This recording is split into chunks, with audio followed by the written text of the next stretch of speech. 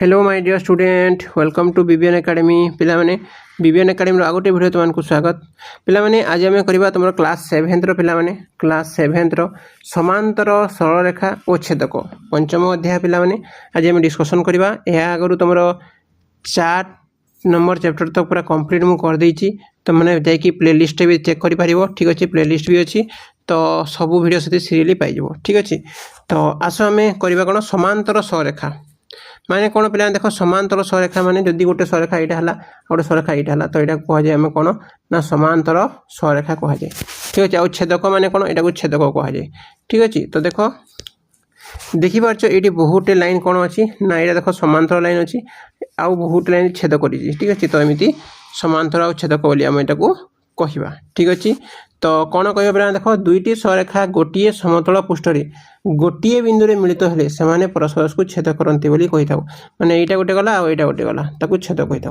बुझीपार एमती कर किसी भी कर तो मैंने ठीक अच्छे तो पे से कही कौन ना से केतोटी कोण गठन करती देख पे यहाँ गोटे सररेखा यहाँ गोटे सररेखा छेद कले कोण केते पे यहाँ देख यहाँ गोटे कोण यहाँ गोटे कोण यहाँ गोटे कोण आउ यहाँ गोटे कोण तो केतेटा कोण हला पिला माने चारटा केतेटा कोण हला ना चारटी कोण हला तो लिखिबो केतोटी ना चारटी कोण गठन करंती ठीक अछि नेक्स्ट देखिबा देखो देखो से एठी भी करछि देखो एटा गोटे सररेखा दुईटा अछि एटा ए एटा बी एटा तमर हला डी एटा तमर हला सी ठीक अछि तो चारटा तमर कोण हेछि दुईटी सररेखा परस्पर को एक रु अधिक बिंदु रे छेद करि पारिबे कि तो लाने एटा आउ केमिति छेद करि पारिबो कि एटा ना गोटे बिंदु छड़ा अधिक बिंदु रे छेद करि पारिबे नाही बुझि पारलो ताबे देखो नेक्स्ट देछि तमरो शिक्षण कार्य एक समतल रे दुईटी सररेखा अंकन करी जेपरि से माने परस्पर छेद करिवे आ तकर कोण मापिया पई कहिछि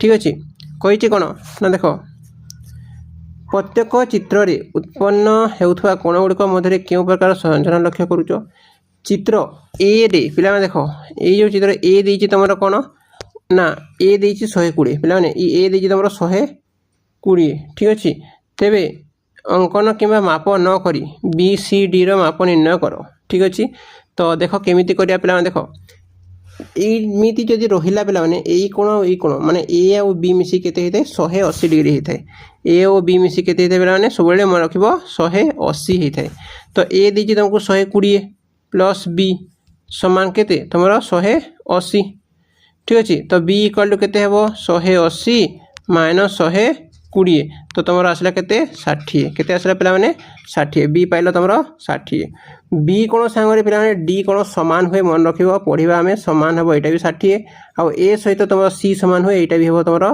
120 बुझी पाइलो तो एमि तुम या बाहर करिवो बुझी पाइलो देखो कोण कह जे पिला माने एटा को ए और बी जो 180 होइते ताको कह जे सन्निहित परिपूरक कोण कोण कह जे सन्निहित परिपूरक कोण ठीक अछि तो ये देखो आम सन्निहित परिपूरक कोण बोली कहिबा ठीक अछि तो देइछि देखो दुईटी सररेखा परस्पर को छेद कले उत्पन्न हेउथवा सन्निहित कोण माने एटा एटा सन्निहित कोण देखि पाछो एई कोण आ एई कोण को कोण ना सन्निहित कोण तो सन्निहित कोण को कोण कह जे सरल रेखिक जोड़ी कह जाए आ तार माप सर्वदा कोण होइते पिला माने 180 डिग्री हेते बुझी गलो 180 कोटा होता है देख यही कोण आई कोण माने ए आउ बी यहाँ है तुम मिसिकी सब केते हेबो 180 हेबो सही बोली पिला माने दुईटी सररेखा परस्पर को छेद कले उत्पन्न होता कोण गुड़िक मध्यरु जो कोण गुड़िक सन्निहित नुहंती सन्निहित माने लागी लागी थिबाटाको सन्निहित कह जाए पिला माने लागी लागी थिबाटाको सन्निहित यदि लागी लागी नाही एटा आ एई कोण ताको कोण कह जाए परस्पर प्रतिप कोण बोली कह जाए ठीक अच्छे यहाँ तुम ए थिला एटा थिला सी ए आउ सी को तुम कौन कह ना प्रतिप कोण बोली कह बुझीपार ठीक अच्छे तो ये आम देखा देख पे देखा जो चित्र देती सरल जोड़ी कौटा देख ए मझाटा ओ पे है ए ओ देनी ओ यहाँ बहुत मिस्टेक अच्छे बही जान ए ओ सी यही कोण जो रेड कलर अच्छी तुम यही कोण आउ तुम कौन ना ए ओ डी माने यही कोण है कौन ना ये दी कोण है सन्निहित कोण लगे लगे अच्छी ठीक अच्छे यहाँ तुम ओ आउ तुम यदि ये जो रेड रेड देखा ये दुईटा कोण पे प्रतिप कोण ठीक सेमती ब्लाक ब्लाक कोण ना प्रतिप कोण ठीक अच्छे बुझीगल लगी लगी आम सन्निहित कहवा ठीक अच्छे आउ तुम कौन ना गोटे छाड़ी କ'ଣ କହିବ ନା ପ୍ରତୀପ କହିବ।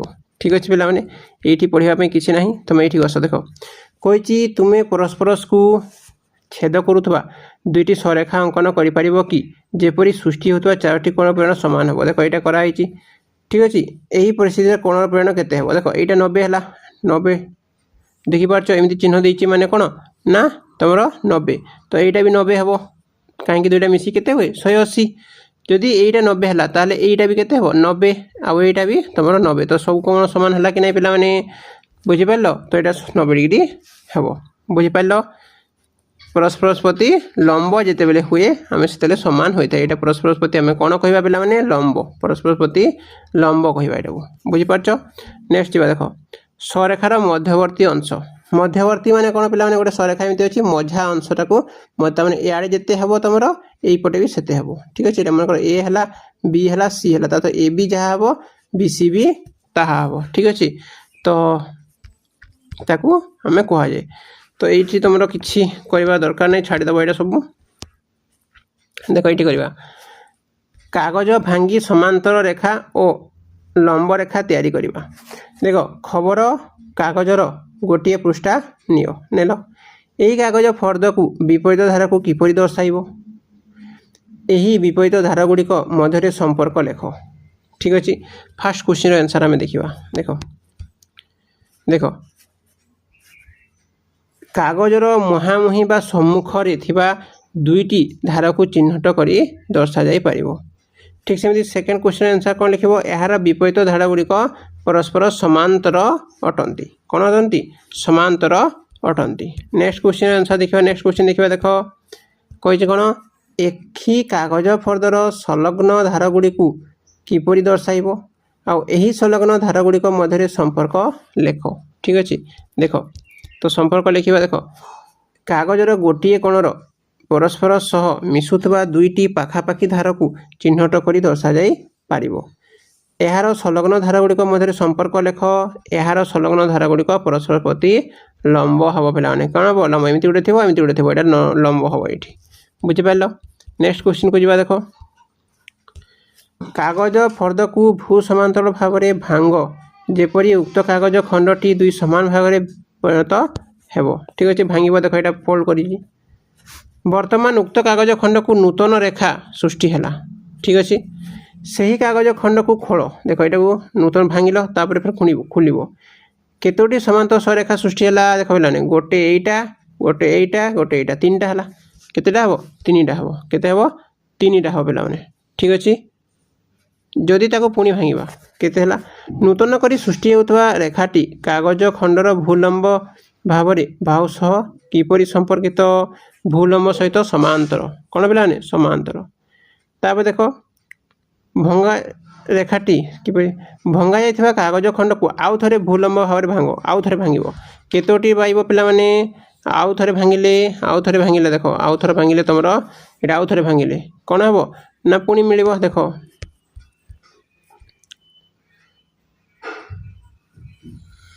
କୁଆଡ଼େ ଗଲା? ଲମ୍ବ ଭାବରେ କେତୋଟି ସମାନ୍ତର ରେଖା ପାଇବ? একটি, ଏଇଟାକୁ ଆସିପାରିବ। ଠିକ୍ ଅଛି, ଦେଖ ତାପରେ କହିଛି କେତୋଟି ସମାନ୍ତର ରେଖା ପାଇଲ? ସମାନ୍ତର ରେଖା କେତୋଟି ପାଇଲ? ଦେଖ କେତୋଟି ପାଇଲ? ତୁମେ କାଗଜକୁ ପ୍ରଥମେ କାଗଜକୁ ଏମିତି ଭାଙ୍ଗିଲ, ଗୋଟେ ପାଇଲ। ତାପରେ ପୁଣି ଦେଖ କ'ଣ ଆଉ ଗୋଟେ ଫୋଲ୍ଡ କଲେ ଏଇଠି ଗୋଟେ ହେବ, ଏଇଠି ଗୋଟେ ହେବ। କେତେ ହେଲା? 1 2 3 4 5, ତ କେତେଟା ପାଇଲ ପିଲାମାନେ? 5ଟା ପାଇଲ। ବୁଝିପାରୁଛ? ଠିକ୍ ଅଛି, ବର୍ତ୍ତମାନ ଉକ୍ତ କାଗଜ ଖଣ୍ଡକୁ ଭୂଲମ୍ବ ଭାବରେ ଭାଙ୍ଗ। ଏବେ ସୃଷ୍ଟି ହେଉଥିବା ରେଖାଟି ପୂର୍ବରୁ ସୃଷ୍ଟି ହେଉଥିବା ସମାନ୍ତର ରେଖା ଗୁଡ଼ିକ ସହ କିପରି ସମ୍ପର୍କିତ? ଠିକ୍ ଅଛି, ସମାନ୍ତର ହେବ। ଠିକ୍ ଅଛି, ଭୂଲମ୍ବ ଭାବରେ ଭାଙ୍ଗିଲେ ପିଲାମାନେ ଏମିତି ଭାଙ୍ଗିଲେ ସେଇଟା ହେବ ଲମ୍ବ ହୋଇଯିବ। ଯଦି ଦେଖ ଏମିତି ଭଙ୍ଗା ଯାଉଛି ତାହେଲେ ସମାନ୍ତରାଳ, ଆଉ ଯଦି ଏମିତି ଭଙ୍ଗା ଗଲା ପିଲାମାନେ ତାହେଲେ ଲମ୍ବ ହୋଇଯିବ। ଦେଖ ଏମିତି ଭଙ୍ଗା ଯାଉଛି ଏଇଟା, ତ ଏଇଟା ଲମ୍ବ ହୋଇଯିବ। ବୁଝିପାରିଲ? ଠିକ୍ ଅଛି, ନିଜେ ବି ତୁମମାନେ କରିକି ଦେଖିପାରିବ। ଏଇଟା ଲମ୍ବ ହୋଇଯିବ। କ'ଣ ହୋଇଯିବ ତୁମର? ଲମ୍ବ ହୋଇଯିବ। ନୂତନ ରେଖାଟି ବାହୁ ପ୍ରତି ଲମ୍ବ ହୋଇଯିବ। ଠିକ୍ ଅଛି, ତାପରେ ଦେଖ କାଗଜ ଖଣ୍ଡକୁ ଆଉ ଥରେ ଭୂଲମ୍ବ ଭାବରେ ଭାଙ୍ଗ। ବର୍ତ୍ତମାନ କେତୋଟି ସମାନ୍ତର ରେଖା ପାଇଲ? 3ଟି ସମାନ୍ତର ରେଖା ସୃଷ୍ଟି ହେବ। ଠିକ୍ ଅଛି, ଯେମିତି ଯେମିତି ଥିଲା ଏମିତି ଭାଙ୍ଗିଲେ 3ଟି ହେଲା। ଏଇଟା ଗୋଟିଏ ହେଲା, ତାପରେ ଏମିତି ଏମିତି 2ଟା ଅଧିକା ହେବ। ପୁନଶ୍ଚ ବର୍ତ୍ତମାନ ଭାବରେ ଭାଙ୍ଗିଲେ କ'ଣ ପରିବର୍ତ୍ତନ ହେଉଛି? କାଗଜ ସମାନ ଭାଗରେ ବାଣ୍ଟି ହୋଇଯାଉଛି ଏବଂ ସମାନ୍ତର ରେଖା ଗୁଡ଼ିକ ବଢ଼ି ବଢ଼ି ଚାଲୁଛି। କେତୋଟି ସମାନ୍ତର ରେଖା ପାଇଲ ପିଲାମାନେ? ମୋଟ 7ଟି ସମାନ୍ତର ରେଖା ମିଳିଲା। କ୍ୱେଶ୍ଚିନ୍ ଆଉ ତାର ଆନ୍ସର ମୁଁ ତୁମମାନଙ୍କୁ ଦେଖାଇ ଦେଉଛି। ଠିକ୍ ଅଛି।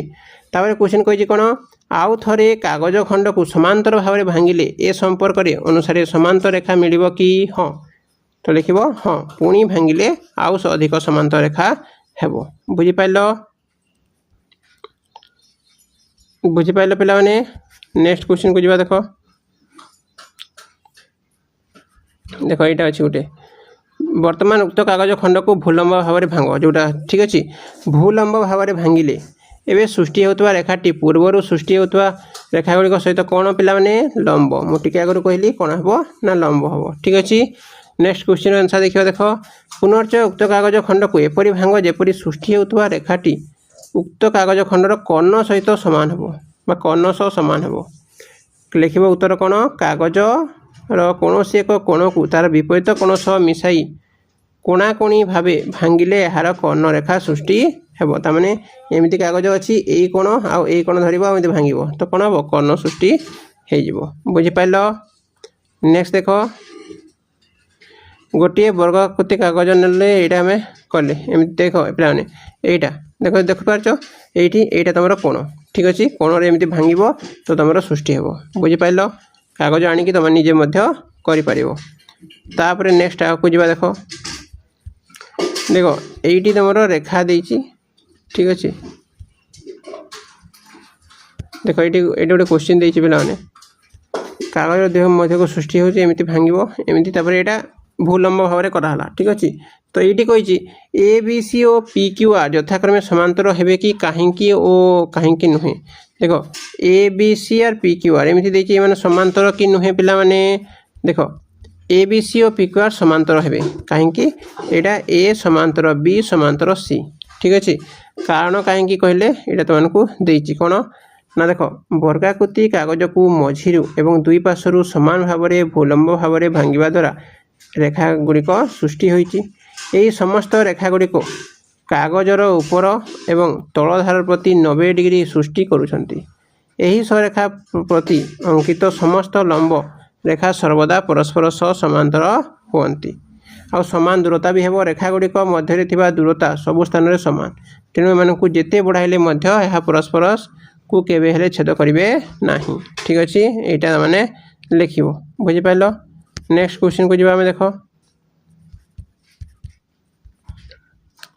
देखो एटा चित्र देइछि, निजे करी देखो देइछि पिला माने। देखो चित्र 5.10 रे दिया जाइथिबा प्रत्येक रेखा पर भूलंब रेखा अंकन करो। ठीक अच्छे पिला माने कौन करवा मुझे करी ना तुमको देखदेवी कह देखदेवी करी। देख देखे दिया। देख यहाँ भूलंब कले देख यहाँ अच्छी तुम भूलंब, यहाँ अच्छी भूलंब जोड़ा अच्छी प्रथमे ताको आम मार्क करके देख जोटा अच्छी एमती तुम भूलंब आम कर। ठीक अच्छे। एमती मैंने कर बुझिपार। तो जदि कर देख एमती भूलंब। ठीक अच्छे। यहाँ भूलंब। ठीक अच्छे। यहाँ भूमिलंब आईटा कले कमी देव एमती कर। ठीक अच्छे। यहाँ लंब होगा बा एमती कले भी चलो। बुझिपार। तापर दिखाई देख क्वेश्चन किसी ना ये देख ये देती रे समांतर रेखा गुड़िक संकेत द्वारा चिन्हट कर। दुई गोटे तीर चिन्ह बा दुईटी तीर चिन्ह इत्यादि एवं लंब गुड़िकर वर्ग चित्र द्वारा सूचाओ। लंब रेखा गुड़िक किपरि चिन्हट कल और समांतर रेखा गुड़िक किपरि चिन्हट कल। देख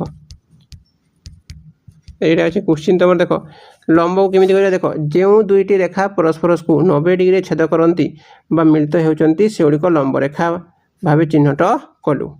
एत लिखिले हम। आ जो लिख चित्र थी ग्रिड भू समांतर और भूलंब रेखा गुड़िक साहाय्य यही 90 डिग्री कोण सहजरे जना पड़ू।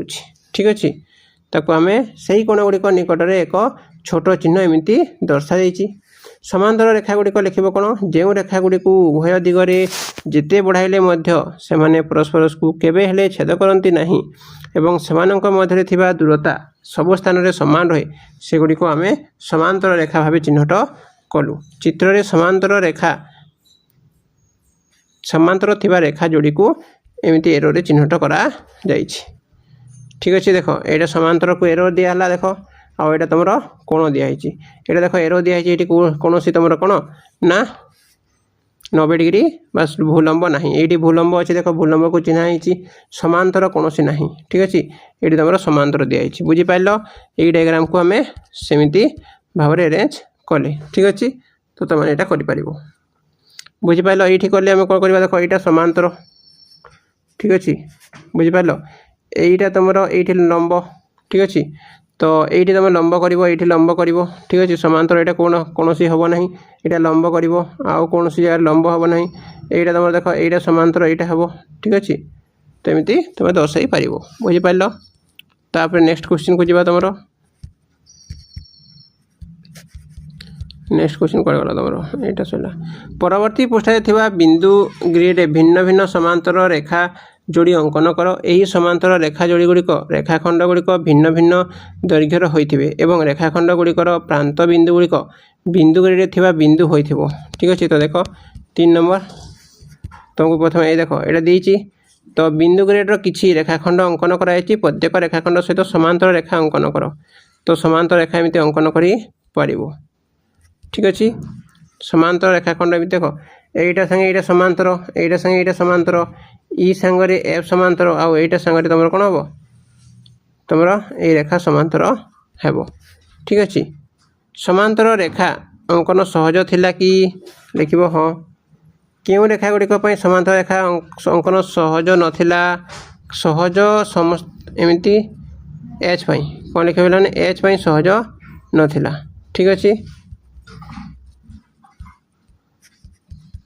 एच पाई सहज नथिला तुम्हें सही रेखा गुड़िक समांतर रेखा अंकन किपरि कल केमिति कले आम देख केमिति कले देख एमती लिख समांतर रेखा गुड़िक अंकन सहज थिला कि हाँ केवल भू समांतर और भूलंब एवं 45 डिग्री कोण रे रेखा गुड़िक समांतर थिला देख क्यों रेखा गुड़िक समांतर रेखा अंकन सहज नथिला जो रेखा गुड़िकर भिन्न कोणर बंका होई रही डी आउ एच पाई कौन डी आउ एच पाई पे डी आउ एच पाई सहज नथिला ठीक अच्छे तापर लिख देख सही रेखा गुड़िकर प्रारंभिक और शेष बिंदु मध्य थिबा भू समांतर और भूलंब बिंदु गुड़िकर दूरता गणन करने समांतर रेखा अंकन करागला ठीक अच्छे तो किपरि कल बोले एमती लिख बुझीपार तापर देख 5 नंबर को जा 5 नंबर देखिपारच ए रेखा सह बी सी मध्य केउटी समांतर तुम्हें किपरि जानिल देख लिख चित्र एतकी ए और सी रेखाद्वयर मध्यवर्ती लंब दूरता सबु स्थान समान अटे अपर पक्षरे रेखाटी भिन्न दिगरे नई रही जहाँ को आग को बढ़ाइले ताहा ए रेखा सह छेद छेद हम पिला माने छेद कर तो लिख ए रेखा सह सी समांतर अटे ठीक अच्छे बुझीगल ठीक अच्छे तो यहाँ गला तुम 5 नंबर तापर नेक्स्ट आम देखा पिला माने ठीक अच्छे तापर पिला माने आम नेक्स्ट देखा तुम यहाँ सब नेक्स्ट वीडियो देखा तो निश्चित चैनल को पिला माने सब्सक्राइब कर वीडियो को लाइक तो निश्चित करके तुम सांग मान सहित शेयर निश्चित करदे पिला ठीक अच्छे ओके पिला माने थैंक यू।